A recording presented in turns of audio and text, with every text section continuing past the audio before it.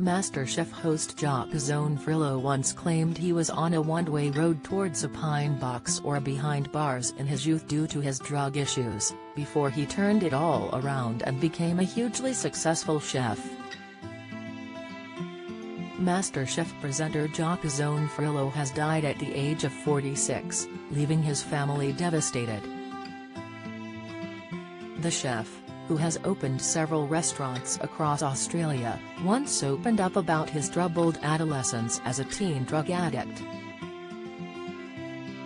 The Glasgow-born chef didn't have an easy life as an adolescent, previously comparing his battle with heroin to a scene from the famous Scottish film Trainspotting.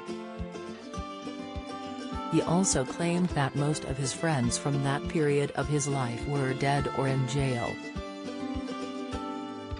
"I grew up in Scotland and for a while, my life was the full Trainspotting 9 yards," he revealed candidly.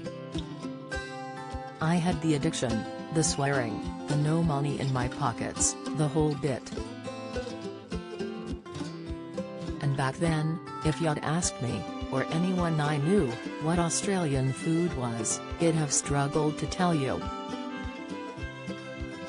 The star, who went on to become a best-selling author and kind-hearted philanthropist, not to mention a TV household name, had bleakly admitted that in Scotland back then, his future had been perilous.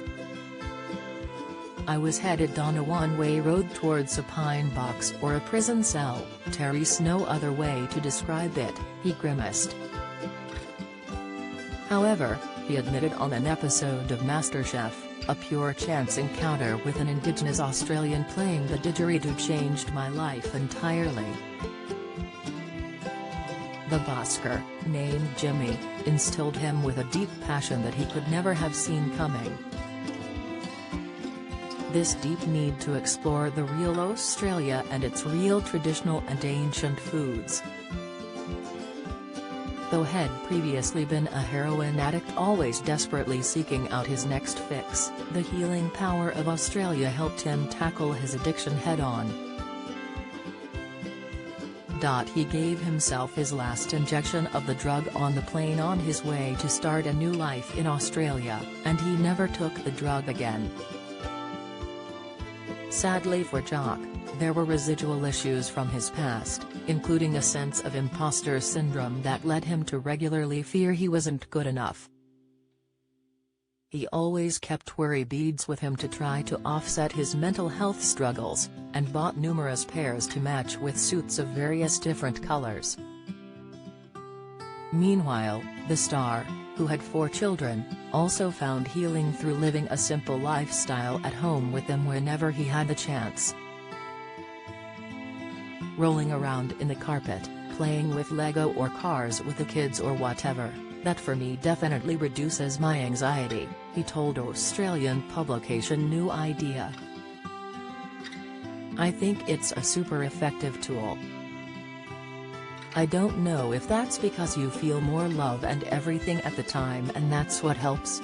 His family paid tribute to him in an emotional statement today, begging for privacy as they began the grieving process.